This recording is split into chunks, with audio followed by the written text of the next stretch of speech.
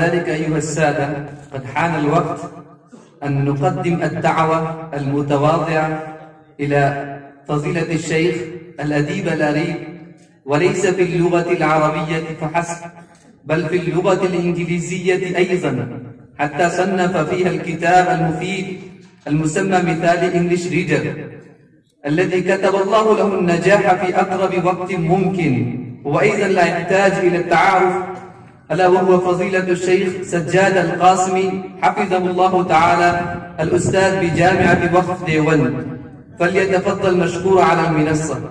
السلام عليكم ورحمة الله وبركاته.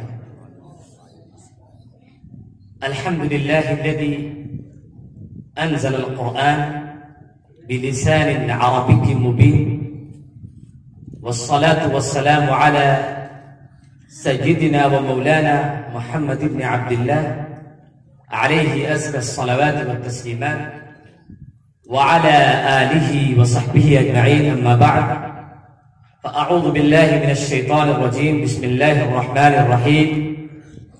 ومن آياته خلق السماوات والأرض واختلاف ألسنتكم وألوانكم إن في ذلك لآيات للعالمين. وقال النبي صلى الله عليه وسلم: يسروا ولا تعسروا، بشروا ولا تنفروا. وقال: الدين يسر. إخواني الطلبة وكواكب الأدب والعلم ونجوم الثقافة والحضارة ومحبي اللغة العربية ودارسيها والحضور الكرام، أولا أتقدم بأحلى التهاني والتقدير إلى خدمة جميع المشاركين كأساتذة وطلاب وضيوف ومربين ومدربين والهيئة الإدارية لمؤسسة مركز المعارف. وأتقدم بخالص الشكر والتقدير إلى أخينا العزيز الفاضل اللبيب الأديب المفوه الشيخ محمد نصير الدين القاسمي، مدير هذه الدار ومؤسسها، على حسن الإفادة وعلى حسن الضيافة وعلى التكرم السخي الثري النابع من قلبه وإخلاصه ووده وصفائه وكرمه ورفادته. وهكذا أتقدم بخالص الشكر والتقدير إلى أخينا العزيز محمد حماد الكريمي الندوي حفظه الله ورعاه، الأمين العام للمعهد الإسلامي العربي لعموم الهند. إخواني الطلبة، نحن في مؤسسة حينما نرى بأم أعيننا لا نرى قصورا شامخة وبساتين خضراء وأزهارا متفتحة باسمة ودوحات واسعة الأغصان متدلية الأثمار، ولكن بالنسبة إلى المعنى والروح والحيوية نرى في مؤسسة مركز المعارف روحا كريمة وإنسانية عظيمة ورفادة يفوق الوصف ويفوق البيان. وفي الحقيقة جميع من اجتمع في هذا الاحتفال الموسع موفقون بجميع معاني التوفيق. الأساتذة هم موفقون لأنهم تركوا المدارس بعدما كانوا منغمسين في الأعمال العلمية والنشاطات والفعاليات الدراسية. كانت لهم بحوث للكتابة، وكانت لهم دراسات واسعة للكتب المختلفة، وكانت لهم أعمال واسعة للتأليف والتصنيف والكتابات العلمية. وبعد الاشتغال الطويل المستمر بهذه الأعمال المجهدة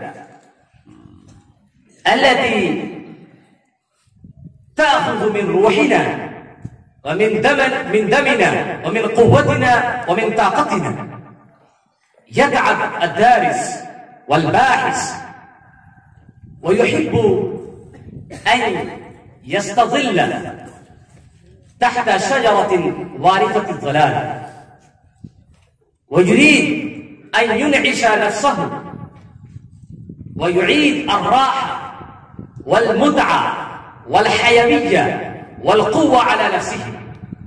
ولكن الأساتذة من مختلف المدارس الإسلامية العربية المنتشرة في أرجاء الهند هم تركوا أسرتهم الكريمة وتركوا أوطانهم، وما حفلوا وما اهتموا بما كابدوا من المشاكل والصعاب. هم توجهوا إلى هذه المؤسسة فقط لخدمة اللغة العربية لغير الناطقين بها. والطلاب أيضا يستحقون التحبيب والتشجيع والتقدير والإجلال والاحترام من كل عضو من أعضائي ومن كل حس من أحاسيسي ومن كل شعور ووجداني، لأن هذا ليس بسهل يسير على الطالب ترك الجامعة والارتحال من الجامعة إلى هذه المؤسسة، خاصة في موسم الربيع، موسم الجمال، موسم البهجة، موسم المسرة، موسم الانتعاش، وهو موسم لقاء الإخوة والأحبة والخلان والأسرة الطيبة المباركة.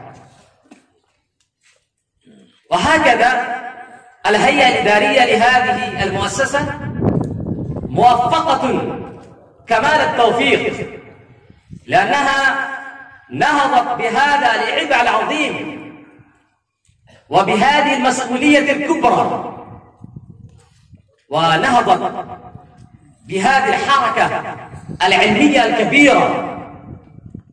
قد حملت هذه الجامعة جميع التكاليف الباهظة، الطعام، الشراب والسكن مجانا، وليس هذا بشيء يسير. والله هذه تضحية كبيرة جدا من مسؤول عن هذه المؤسسة.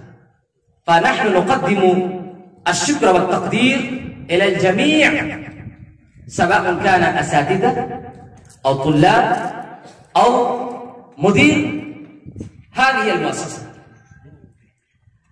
أنا تلوت الآية: القرآن الكريم كتاب جامع يبحث الله سبحانه وتعالى عما خلقه من كائن حي، سواء كانت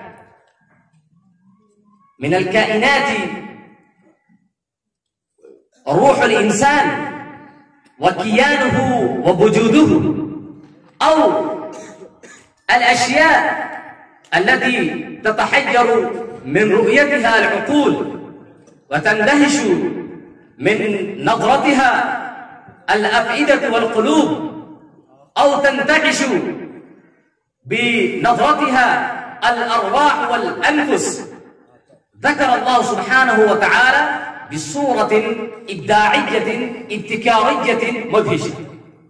يقول الله سبحانه وتعالى: ومن آياته خلق السماوات والأرض واختلاف ألسنتكم وألوانكم إن في ذلك لآيات للعالمين. إخواني، هذه الآية تدعونا إلى التدبر العميق الكامل الشامل حينما ذكر الله سبحانه وتعالى الآيات الكونية، خلق السماوات بدون عمل، بدون قوائم، ولكن السماء نجدها مستقرة مبسوطة كما نرى السرادق على رؤوسنا. لا يخاف أحد أن تسقط السماء على رأسه أو على بيته أو على قصره. الإنسان يعيش حياته الدنيوية عيشة طيبة مباركة دون ما خوف من سقوط السماء. فالسماء وخلقها واستقرارها آية، والأرض قد وضع الله سبحانه وتعالى وفرشها ومدها على الماء. ألا ترون لو وضعنا الشيء الثقيل على الماء فلا يستقر أبدا، دائما يريد أن يهبط حتى يذهب في قرارة الأرض. ولكن الله سبحانه وتعالى خلق الماء وبسط عليه الأرض الطويل الواسع، يمشي على الأرض المراكب الكبيرة الحافلة بأطنان من البضائع الثقيلة، ولكن الأرض لا تأبى أن تقدم خدمتها. وبعد ذلك يذكر الله سبحانه وتعالى واختلاف ألسنتكم. اللسان مزغة لحم كالأعضاء الأخرى في الجسم، ولكن الله سبحانه وتعالى أودع في اللسان ماكينة كبيرة، مصنعا خارق موجود في اللسان. رجل هندي له لسان مختلف، رجل عربي له لسان مختلف، رجل رومي له لسان مختلف. مزغة واحدة تخرج منها كلمات ذات دلالات مختلفة، ذات معاني مختلفة. يولد اثنان من الإخوة من بطن أمهما، ولكن تجدون وتدركون الاختلاف الواسع بين اللهجتين، بين الأسلوبين، بين أداء الكلمة، بين نطق الكلمة، بين جمال الكلمة. ما هذا؟ هذه قدرة الله سبحانه وتعالى وآية من آياته. اختلاف اللغة أكبر آية من آيات الله سبحانه وتعالى. يجتمع مئات من قادة العالم على طاولة النقاش والحوار، هذا يتحدث باللغة العربية، وذاك يتحدث باللغة الهندية، وآخر يتحدث باللغة الإنجليزية. وبعد اختلاف ألسنتكم اختلاف الألوان. فلما ذكر الله سبحانه وتعالى أن اللسان آية من آيات الله سبحانه وتعالى، فأظهر معجزته الخالدة المحجرة المدهشة في شكل هذه الآية. فنحن ننتبه إلى نكتة مهمة جدا هنا. كما اللسان آية، فتعلم اللغة المختلفة أيضا يكون كمثل آية كبيرة عظيمة، خاصة حينما يركز الطالب الاهتمام البالغ والعناية الكبيرة بتعلم اللغة العربية، فتظهر آية ربانية كونية بشكل عجيب مدهش. فالشكل الثاني في الحديث أنا بينت في سياق هذا إن النبي صلى الله عليه وسلم ما بعث إلا لييسر الأمر وليسهل علينا الأمور الشاقة. فالرسول صلى الله عليه وسلم كان ميسرا مبشرا، يسروا ولا تعسروا، بشروا ولا تنفروا. وهذا الحديث له دلالات واسعة. المسلم دائما يختار اليسر والسهولة في كل عمل يعمله وفي كل قول ينطق به. فحينما جاء الرسول صلى الله عليه وسلم كميسر مبشر، فكيف يأتي باللغة التي تكون لغة صعبة؟ لا تكون اللغة التي جاء بها النبي صلى الله عليه وسلم لغة صعبة أبدا، لأن القرآن رسالة موجهة إلى الإنسانية جمعاء شرقا وغربا. لو كانت آيات القرآن الكريمة بلغة صعبة متعرجة معوجة تنفر من تلقيها الكفار أولا والمشركون أولا، ولكن أنزل الله سبحانه وتعالى هذا الكتاب بلسان عربي مبين. وقال أيضا لقد يسرنا القرآن، فالتيسير أتى من الله سبحانه وتعالى. لما وعد الله سبحانه وتعالى بحفظ هذا الكلام وبتيسير هذا الكلام وبتسهيل هذا الكلام، فهذا شيء مستحيل أن يجتهد الطالب أو يبذل الدارس قصارى جهوده ويفشل في مهمته وهدفه، لا يكون أبدا. لو تكون لغة القرآن لغة صعبة فالإنسانية لا تكون مستفيدة من آياته ومن أحكامه. فالأمر الأول لا بد لنا أن ننتبه، اللغة العربية اللغة سهلة. وأضرب لكم مثالا، أنتم ترون رجال في القرية، رجال في الريف لا يجدون الكتاب، حتى لا يستطيعون القراءة، ولكن يحفظون الآيات والأذكار بسهولة. يستيقظون في الصباح الباكر ويذكرون الله سبحانه وتعالى دون ما أي تلعثم أو تردد. فلا بد لكم أن تنتبهوا لهذه النقطة، اللغة العربية لغة سهلة. أما اليهود والنصارى أعداء الإسلام وحثالة البشرية جمعاء، هؤلاء هم الذين يقولون إن لغة القرآن لغة صعبة.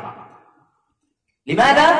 لكي يقطعوا العلاقة الروحية والصلة القوية والأواصر الدينية، ويعقدوا حاجزا كبيرا بين الجيل الجديد وبين القرآن الكريم.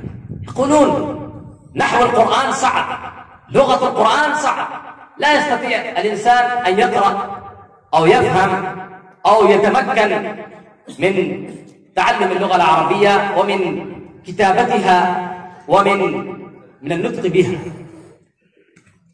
والأمر الثاني يا إخواني، لتعلم اللغة العربية لا بد لكم أن تحفظوا 5 أصول. أنا ألخص الكلام. الأول الشوق البالغ والرغبة الجامحة. كونوا كالجياع وكونوا كالعطاشة. مثلا رجل عطشان جدا يشعر بالعطش الشديد وهو في صحراء قاحلة، لا زرع ولا ضرع، لا ماء ولا نبات، لا إنسان ولا طعام ولا شراب. هو يكاد أن يلفظ نفسه الأخير ولكن رأى قارورة كبيرة متدلية من الشجرة، الماء موجود في القارورة، فهو يريد أن يتسلق الشجرة ويمسك بالقارورة ويفرغ على فمه ويريده. فلا بد أن تكون الرغبة الكاملة تحرككم وتنشطكم وتحفزكم وتحرككم إلى الأمام. لا يصيبكم الونا والكسل والضعف والخوار، دائما أنتم تشعرون بالنشاط والحيوية والقوة والحرارة لتعلم هذه اللغة. الأول الرغبة، والثاني الحاجة. مثلا رجل يسكن بجوار المصنع، والمصنع يعد ألوانا من الأقمشة ذات ألوان مختلفة، هناك تزيين وهناك زخرفة، كل شيء موجود. يسكن بجانب المصنع، ولكن فقط يتحمل المشاق حينما يأتي الصيف، يتحمل الحرارة حينما يأتي الشتاء، يتحمل البرودة، لكن لا يتوجه إلى المصنع أبدا لكي يسأل الناس ويتعرف على ما تنتجه المصانع من أقمشة جميلة. فهل يمكنه أن ينال الأقمشة بدون جهد أو بدون حاجة؟ لا. ولكن المسافر يأتي من الخارج، يعرف المصنع، وأيضا يجد بالحاجة الملحة، فهو يتوجه إلى المصنع يشتري أو يتناول بشكل من الأشكال أو بصورة من الصور، ثم يرتدي ويتقي من حره وقره.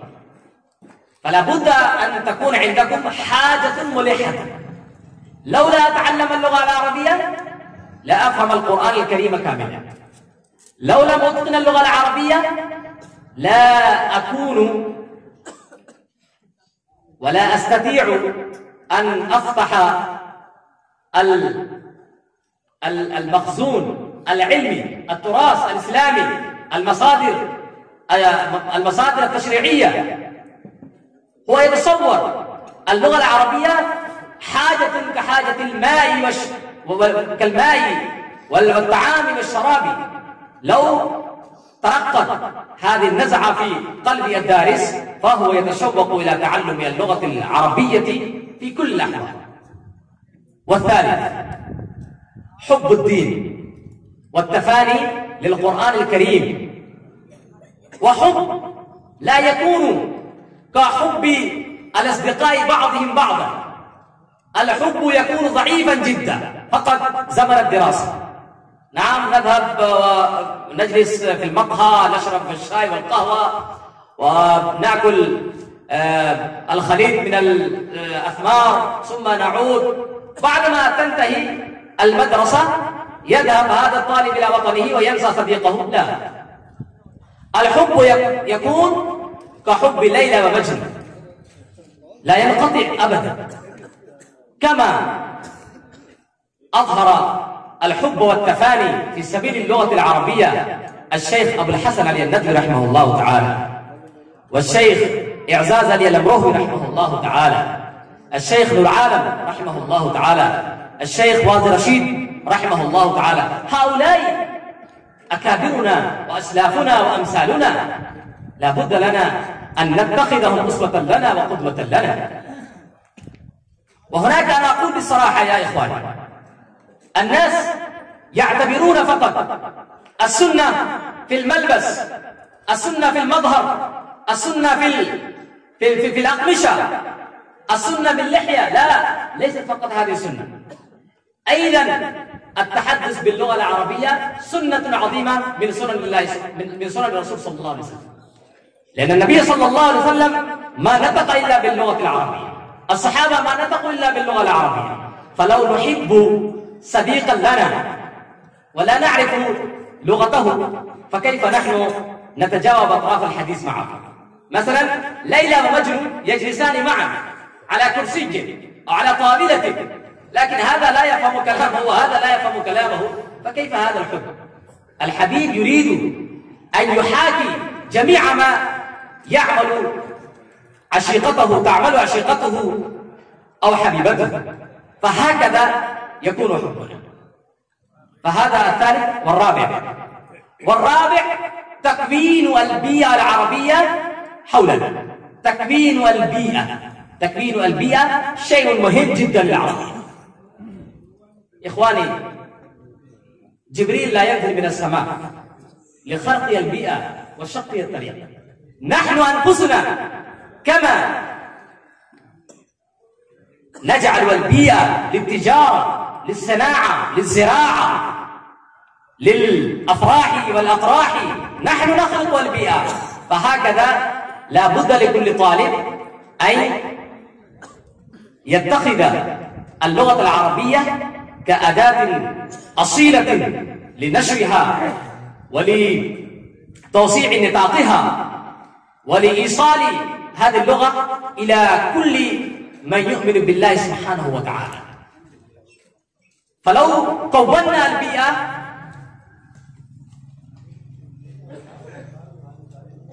تزول عنا المسؤوليات الكثيرة. مثلا هذا الرجل يأتي وطالع كتبا مختلفة، مثلا أخذ 3 تعبيرات أو 5 تعبيرات أو 4 كلمات جديدة، أتى تحدث أمامي فقط، أنا ما اجتهدت فقط وتحدث، سمعت أذناي، نعم، وحفظت ذاكرتي، فأنا تعلمت منه، أنا قرأت كتابا آخر تعلمت كلمات حديثة وأنا قرأت أمامه أو تحدثت أمامه، فأيضا هو تعلم مني. فالبيئة تعلمنا الكثير. هل ترون طفلا صغيرا في الهند، هل هو يحفظ الكلمات الهندية والكلمات الأردية؟ هل عنده قائمة كبيرة؟ الماء، الابن، الأخ، الأخت، البيت، الحجرة، هل تكون عنده قائمة؟ لا، لكن أذناه تسمعان في كل مرحلة من مراحل الشباب كلمة ترد وتكرر في بيته وفي أسرته. الماء نطق بهذه الكلمة الواحدة عديد من أعضاء الجسم فحفظت أذناه. فهكذا حينما تتكون البيئة فنتعلم اللغة العربية بسهولة. وأخيرا أنا أوجه هذه الكلمة إلى المسؤولين عن الجامعات والمدارس. في داخل المدارس لا بد أن يكون هناك منتدى ثقافي فقط لشهر، منتدى ثقافي يجتمع من يولع باللغة العربية، يجتمع الأساتذة والطلاب معا على مائدة اللغة العربية. مائدة اللغة العربية اجتمع فقط 50 طالبا، لا أكثر من ذلك، 50 طالبا. نحن غرسنا حب اللغة العربية ورسخنا دعائم اللغة العربية ورسخنا حاجة اللغة العربية والعشق لها والتعشق معها. ثم ذهب هؤلاء الطلاب وانتشروا من حجرة إلى حجرة وذهبوا برسالتنا إلى كل حجرة. وأيضا الإعلانات للجامعات والمدارس لا بد أن تصدر باللغة العربية، والطلب للإجازة أو للبرد أو لأي شيء لا يقبل إلا أن يكون الطلب مكتوبا باللغة العربية. وأيضا اللافتات للمدارس لا بد أن تكون باللغة العربية. لو قمنا بالاهتمام الكبير بهذا الشأن إن شاء الله نرى ازدهارا كبيرا لهذه اللغة العربية في مدارسنا ومعاهدنا. وأخيرا للطلاب فقط نقطة مهمة جدا يا إخواني، لا بد أن يكون شوقكم حيا شابا نابضا حتى نهاية الدورة التدريبية. لا يموت شوقكم أبدا، لا تفتر همتكم ولا تضعف عزيمتكم، لابد أن تكونوا من أهل الهمة.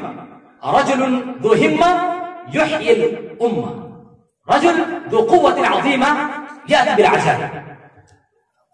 وأنا في النهاية أقدم الشكر والتقدير وكلمات الحب والاحترام إلى منظم هذا البرنامج وإلى جميع الإخوة المشاركين. تقبل الله سبحانه وتعالى أعمالنا وجعلكم أدباء بارعين